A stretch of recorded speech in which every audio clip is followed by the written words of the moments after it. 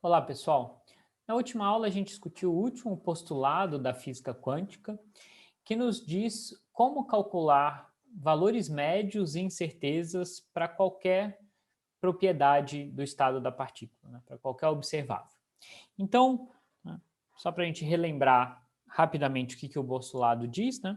Ele nos diz que para qualquer grandeza física observável, as mais comuns são o momento e a energia da partícula, por exemplo, além da posição, obviamente. A gente associa ou deve associar um operador O, e aí os valores médios, né, ou o valor médio desse operador é dado por essa integral aqui, né? Então, isso aqui me dá o valor médio de O, do observável O, e isso daqui me dá a incerteza do observável O. Então, o que é esse valor médio? Eu vou continuar repetindo, né, para a gente nunca esquecer. Esse valor médio né, é o valor médio que eu encontraria se eu fizesse várias medidas sobre aquele estado. Ou seja, cada vez que eu fizer uma medida, eu vou ter um resultado diferente, mas em média é esse valor aqui que eu encontraria, né? E como eu tenho, em geral, resultados diferentes, esse valor médio vai ter uma certa dispersão, vai ter uma certa incerteza, e é com essa expressão aqui que a gente calcula essa incerteza, né? E aí, obviamente, para a gente conseguir aplicar essas expressões, a gente tem que saber qual operador está associado a cada grandeza física. Então, está aqui uma tabelinha que eu mostrei para vocês na última aula dos principais operadores, né? Então, o mais básico é o operador posição, que é a própria coordenada x, e aí eu tenho um operador momento, que é menos IH cortado ddx, o operador energia, que é IH cortado ddt, e assim por diante, tá? Então, na última aula, a gente discutiu as propriedades físicas do caso mais simples que a gente conhece até agora, que é o caso de partícula livre.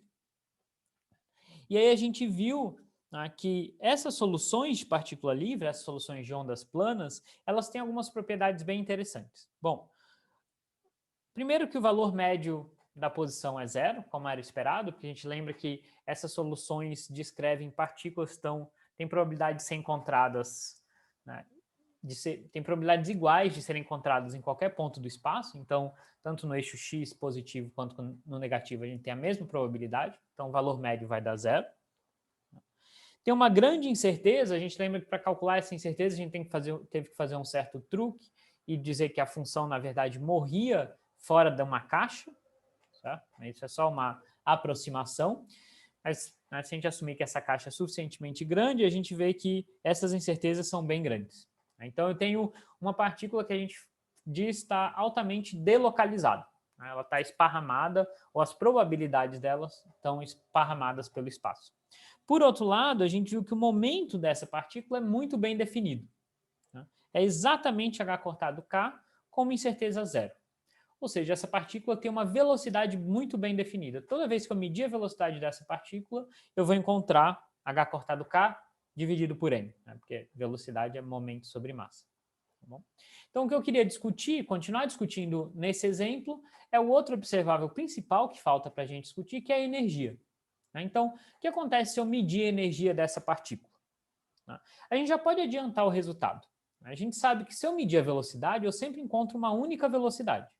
E para uma partícula livre, a velocidade é mv quadrado. Desculpa. Para uma partícula livre, a energia é mv quadrado sobre 2. Certo? Então, sempre que eu meço a velocidade da partícula, eu tenho uma única velocidade, a energia deveria sempre também ser uma única energia, que deveria corresponder a mv quadrado sobre 2.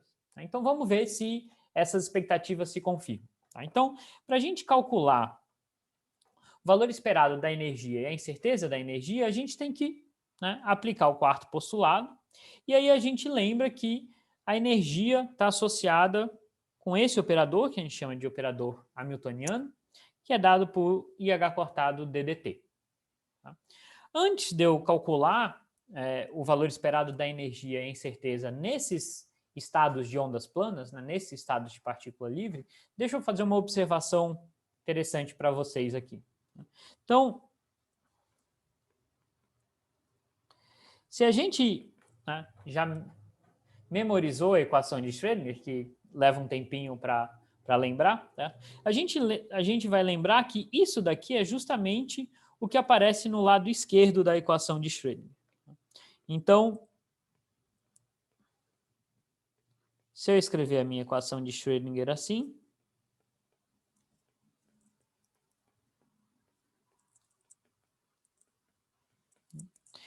isso daqui é justamente o que aparece do lado esquerdo da equação, certo? Então, eu posso identificar isso daqui com o operador energia total e escrever esse lado esquerdo como H cortado psi, né? O H cortado psi, o H cortado é justamente esse operador, quando ele aplica no psi, ele dá essa derivada aqui. Então, o lado esquerdo da equação de Schrödinger é operador energia total aplicado na função de onda. E o lado direito? Se a gente olhar para isso daqui, a gente vai reconhecer isso daqui como o operador P quadrado sobre 2m. A gente lembra que o operador momento ele tinha uma derivada com relação a x. O operador P quadrado tem duas derivadas. Se eu divido isso por 2m, dá exatamente essa segunda derivada aqui. E esse é o operador energia cinética. A gente lembra que P é mv, então P quadrado sobre 2m nada mais é do que mv quadrado sobre 2. É justamente o operador energia cinética. E aqui a gente tem o operador energia potencial, que era justamente a própria função energia potencial, né? Se a gente olhar lá para aquela tabelinha, a gente vai ver que era a própria função energia potencial. Tá? Então, o que a gente tem, né, de interessante aqui? A gente vê o seguinte, que essa equação de Schrödinger, a gente poderia escrever de uma maneira mais compacta como operador energia total, que é o operador hamiltoniano aplicado na minha função de onda, igual ao operador energia cinética aplicado na minha função de onda, mais o operador energia potencial aplicado na minha função de onda. Então, o significado dessa equação de Schrödinger, né, agora a gente consegue entender um pouco de onde que vem essa expressão complicada. Na verdade, está me dizendo que energia total é igual a energia cinética mais potencial. Certo? Então, na verdade, está me dando uma relação entre esses operadores. Tá bom? Então, olhando para esse operador de energia, agora a gente consegue reinterpretar a equação de Schrödinger como E igual a K mais V. Tá? Mas tudo bem, isso era uma observação, agora vamos voltar para o caso da partícula livre. Tá? Vamos tentar calcular o valor esperado da energia e a incerteza para aquelas funções de ondas planas. Então, no caso da partícula livre, a gente vai querer... A gente tem as funções... São aquelas funções psi-k. Tá? Então, elas têm uma constante de normalização, que aqui a gente nem vai precisar especificar, e elas têm essa cara aqui. Tá? Então, se eu quiser calcular o valor esperado da energia nesse estado, eu tenho que calcular aquela integral que vem justamente do quarto postulado. Tá? Então, eu vou ter a minha função aqui, complexo conjugado dela. Agora, o operador energia, que é o operador hamiltoniano, que eu lembro, acabei de escrever aqui em cima, é IH cortado ddt.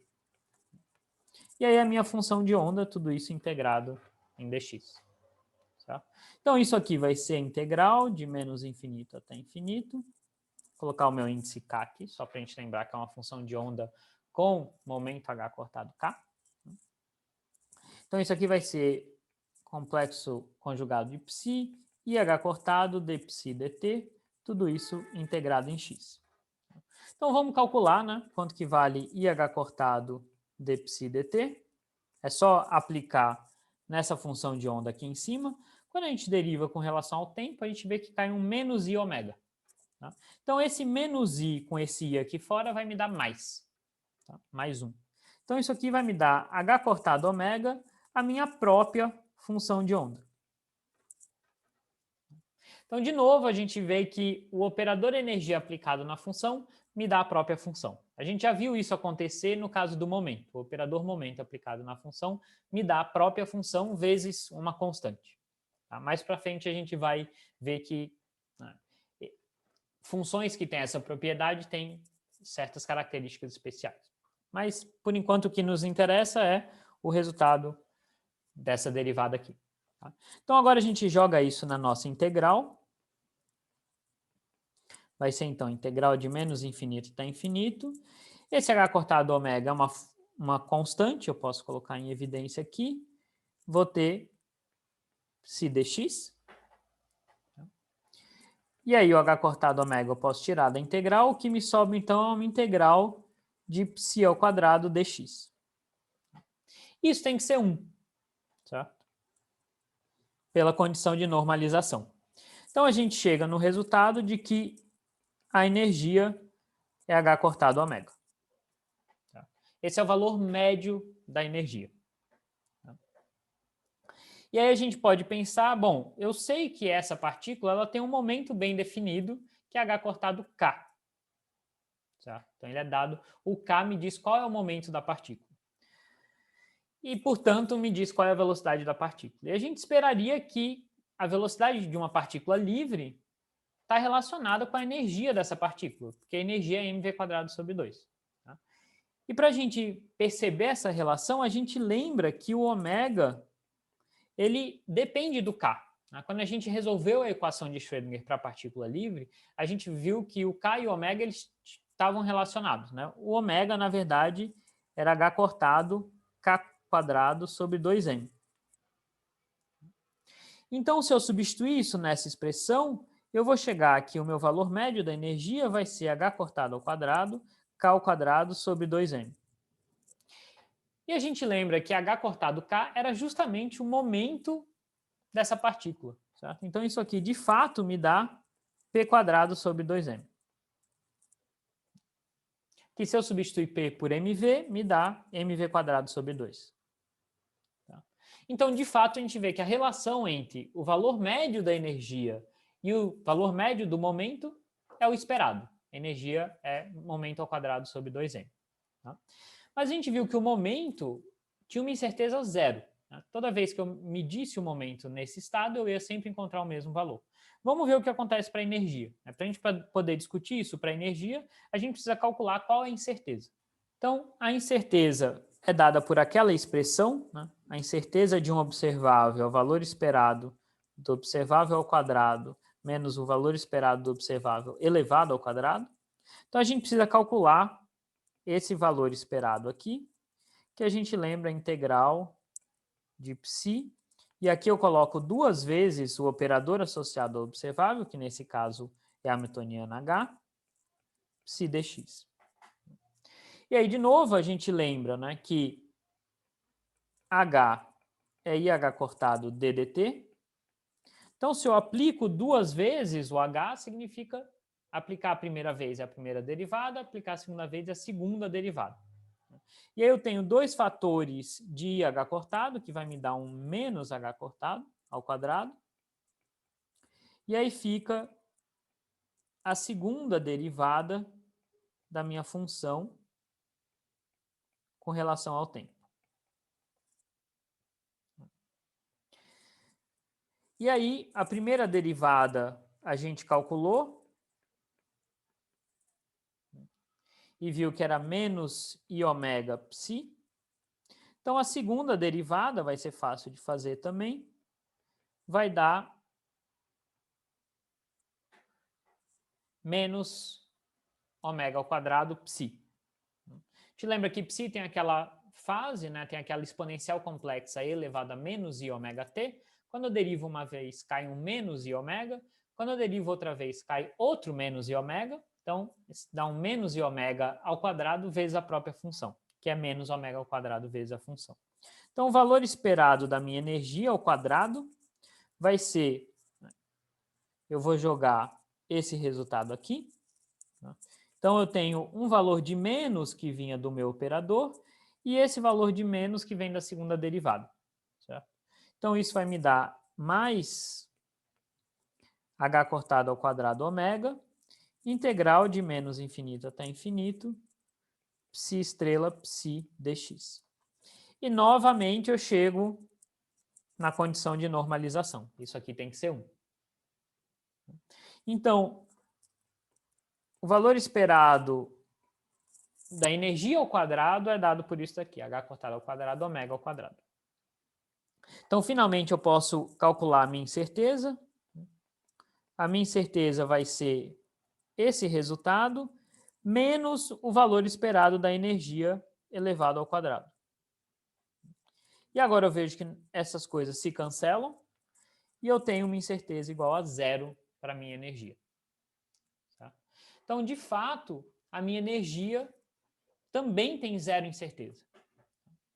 Então, esse estado ele não só tem um momento bem definido, como tem uma energia bem definida também. Toda vez que eu medir a energia, eu sempre vou encontrar o mesmo valor, que vai ser p² sobre 2m. Tá? Então, mais algumas observações sobre esses estados de onda plana ou de partícula livre. A gente viu então, vamos tentar listar as propriedades desses estados. Então a gente viu que esses estados psiK, eles têm uma grande incerteza na posição.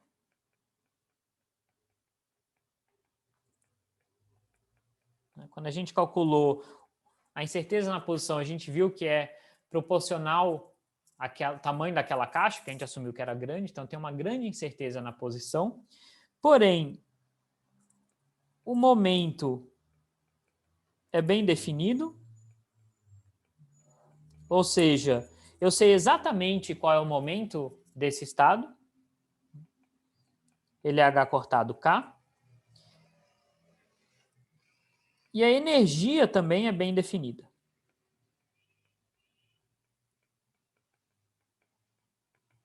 A energia vai ser igual a h cortado ômega, que vai ser igual a h cortado quadrado, k ao quadrado sobre 2m.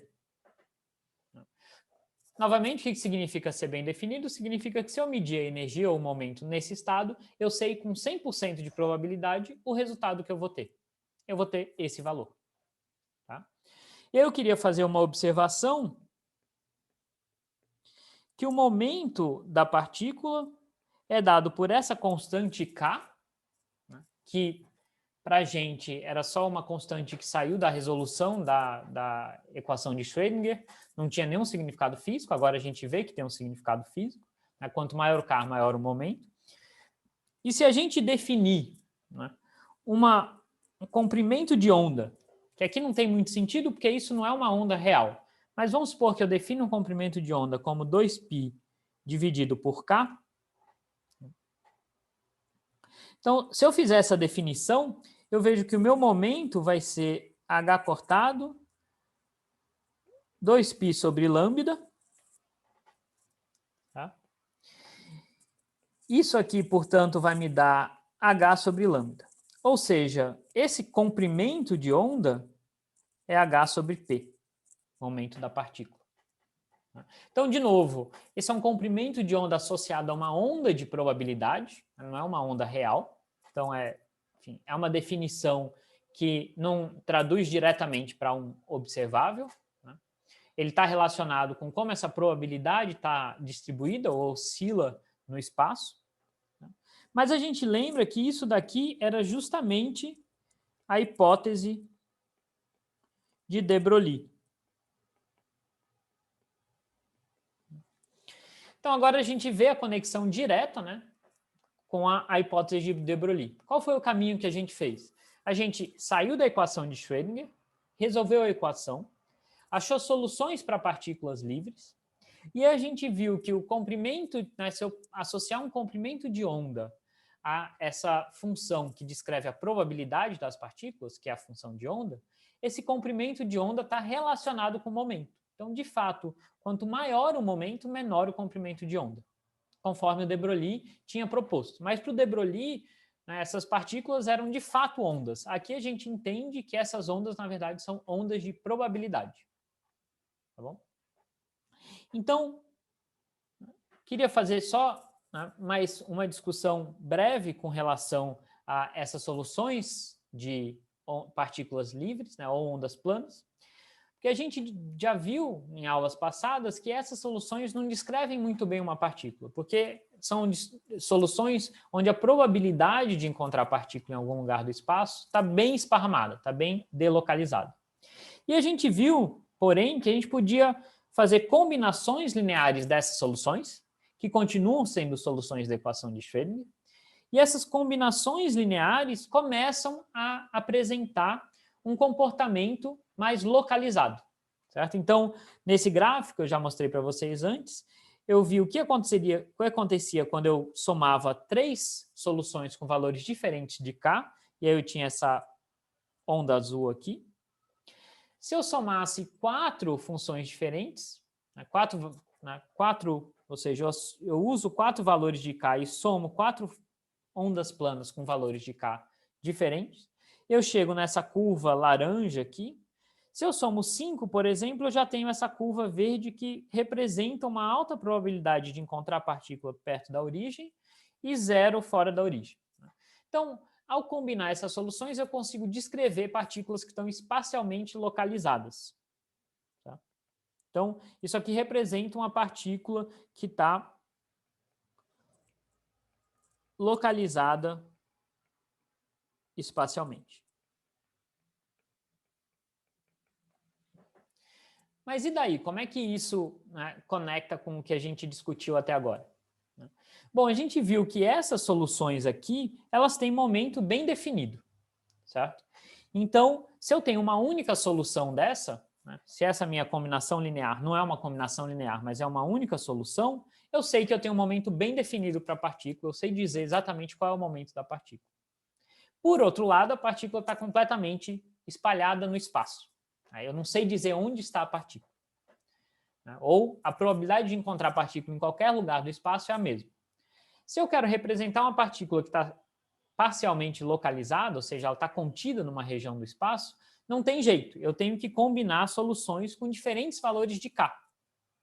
E ao fazer isso, eu perco informação sobre qual é o momento da partícula. Porque agora eu tenho várias funções com valores de K diferentes.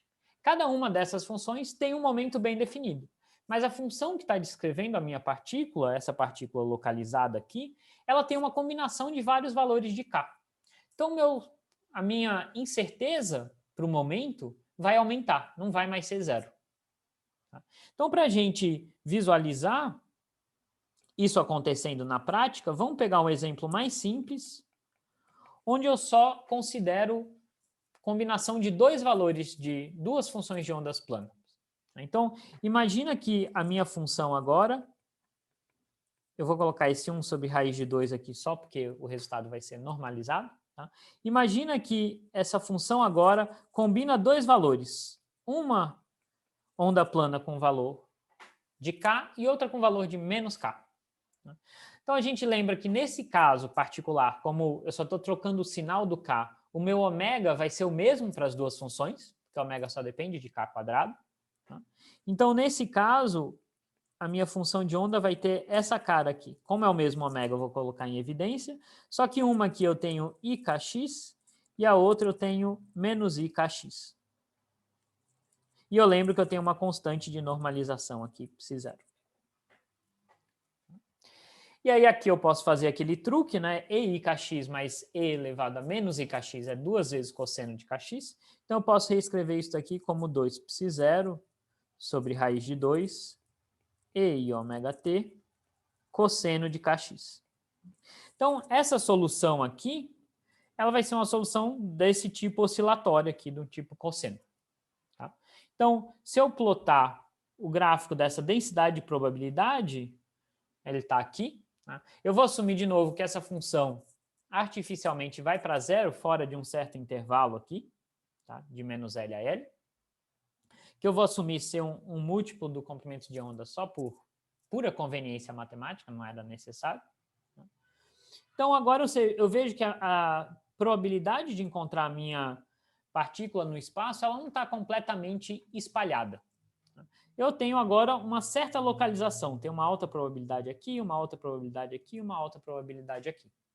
O que acontece se eu calcular agora o valor médio da posição, a incerteza dessa posição, o valor médio do momento e a incerteza do momento?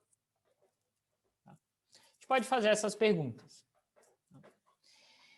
E aí, olhando para o gráfico, eu já sei, já dá para adivinhar algumas coisas. Primeiro que a probabilidade de encontrar a partícula no eixo x positivo é a mesma do eixo x negativo. Então, se eu tenho uma alta probabilidade aqui, eu também tenho uma alta probabilidade aqui. Então, em média, eu encontro tanto a partícula em x positivo quanto em x negativo. Então, o valor médio da posição da minha partícula vai ser zero. Não é que ela está sempre no zero, mas é que metade das vezes ela está no eixo positivo, metade no eixo negativo. Quando eu calculo essa média, esses valores se anulam. A incerteza do meu x, eu tenho que fazer a conta aqui. Eu esperaria que fosse algo da ordem de 2L, certo? Mas agora a minha partícula não está totalmente espalhada, ela está um pouco concentrada aqui. Então isso pode ser um pouco menor do que 2L. Certo? Então, de fato, se a gente fizer essa conta, isso daqui dá aproximadamente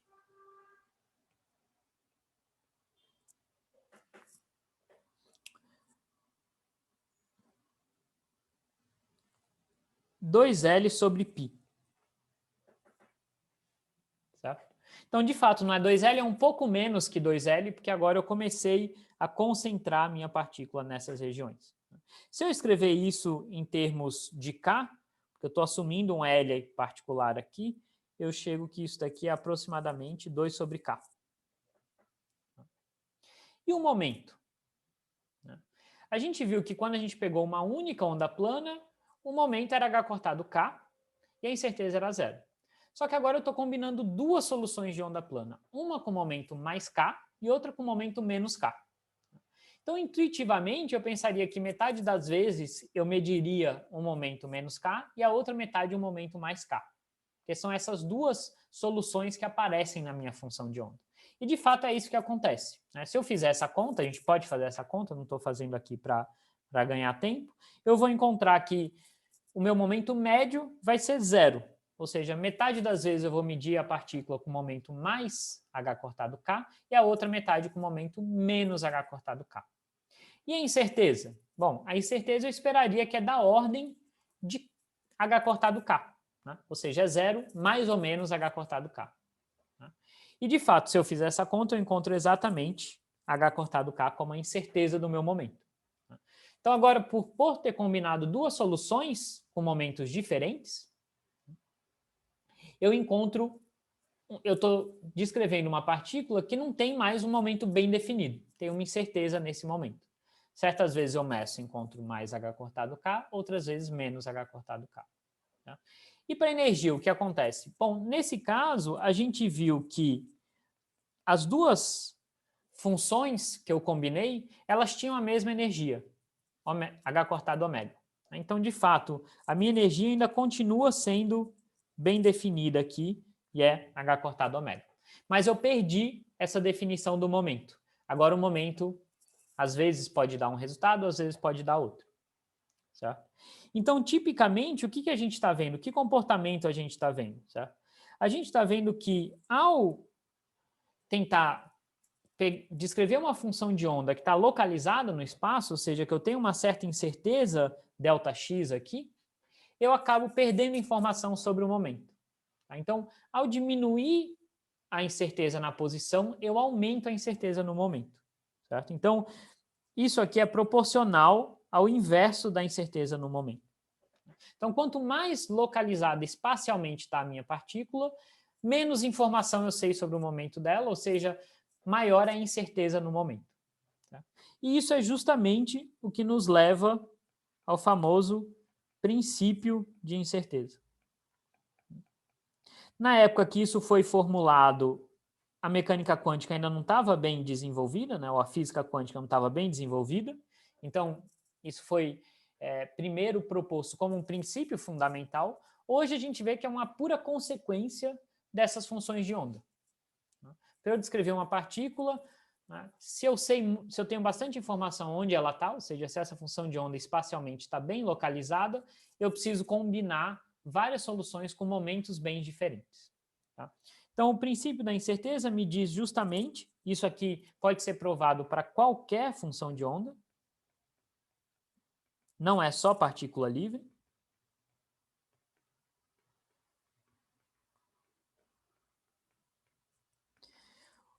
Esse princípio me diz que a incerteza da posição vezes a incerteza do momento sempre tem que ser maior ou igual a h cortado sobre 2.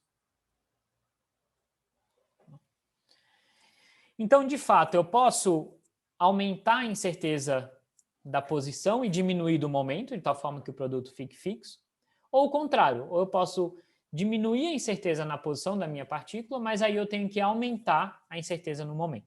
Não tem jeito de escapar disso. Tá? É algo intrínseco dessa descrição por uma função de onda. Se eu quiser que essa função de onda seja localizada espacialmente, eu tenho que combinar soluções com vários valores de momentos diferentes e, portanto, eu estou perdendo informação sobre o momento. Tá bom? Então, era esses os fatos, né, importantes relacionados ao quarto postulado. A gente discutiu bastante o caso de partícula livre, depois a gente vai ver outros exemplos, mas se a gente entender bem o exemplo de partícula livre, os outros ficam bem mais fáceis de serem entendidos. E a gente viu que, né, o cálculo dessa incerteza, né, dos observáveis nos permite mostrar, eu mostrei para vocês, eu não demonstrei matematicamente, mas a gente viu como o princípio de incerteza surge naturalmente. Não é algo que a gente tem que colocar à mão, ele aparece naturalmente desses postulados da física quântica. Tá bom? Então, por essa hora era isso. Tchau, tchau.